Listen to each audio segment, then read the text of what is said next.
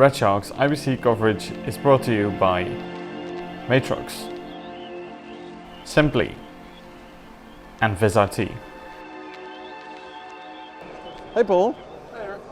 So what's going on with Hedge? Because I think you acquired a bit of a new software package and now I'm confused. There's too much going on.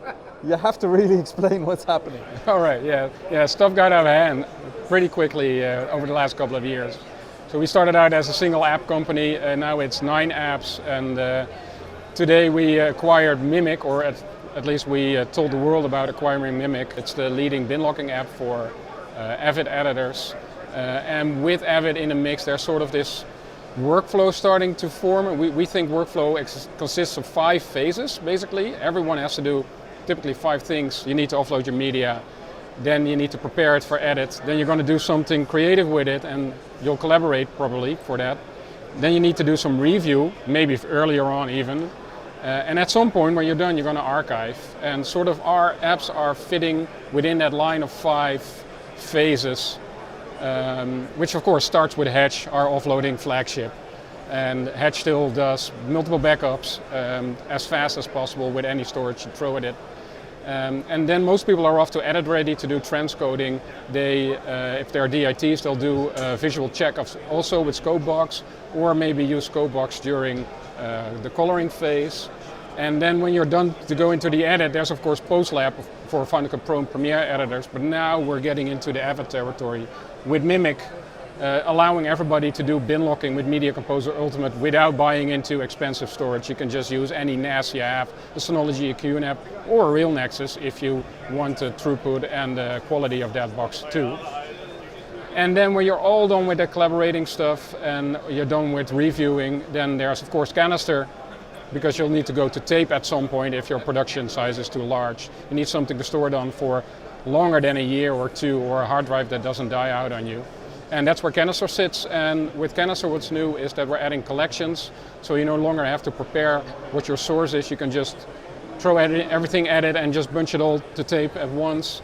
And we're bringing Canister to Windows, which we're showing here at the first time, and we'll launch that later this year. And that's going to be a pretty big thing, we think, for the archiving industry. Wow, a lot of new developments. I think it's interesting that you say that, you know, it's all kind of part of a workflow. You told me, I think it was last time, you told me like you kind of do the bits in between. Can you maybe elaborate a bit on that? Yeah, so when you're doing a production, you're thinking creatively. You're thinking about how do I want it to look, what story do I want to tell, etc. You don't think about all those bits of friction that are around it all, and they typically tend to be pretty, well, time-consuming tidbits. Offloading obviously is one, but sorting through that, doing metadata, if you need it, finding color spaces, figuring out which codec to use for your transcodes, the QC, creating shot reports. That's all really, really time consuming. So what we aim to do is remove everything that basically eats away from your creative time to enable you to do more fun stuff, because nobody got into the business to do backups or to look at scopes. It's all supporting tools, but for some reason the supporting tools grew into a monster themselves, where we think, well, maybe even half of your time is eaten away by the technical tidbits, and that's all stuff we can easily move away from, we think, within a decade, if we make good software for it to remove all that friction and all that burden that you typically have when getting from camera into a deliverable. Great. Last question. Great booth design you got there. Sorry? Great booth design you got there. Thanks. Yeah, that was I was going to say last year, but of course it's 3 years ago. We won the IBC award for best stand because everything in our booth it gets reused. We don't throw away anything, which I think is the sole booth on the show that does that. But it was way too tiny. It was half of this booth. So this year we said, well, we need to double. The company grew from 8 people to 30, seemingly overnight. More people need demos, so we need more demo stations. We want to demonstrate those 5 steps too.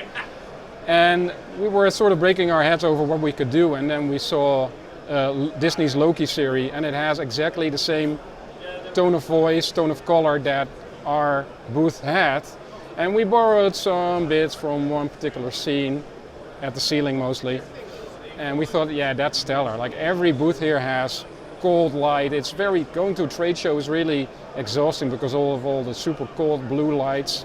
We wanted to have something like a warm feeling. So you should feel at home at a show, I think, when you're among your peers, not just some cold business attire. But yeah, I don't know. Did it work? It worked. Yeah, I love it. Nice. You should win the award again.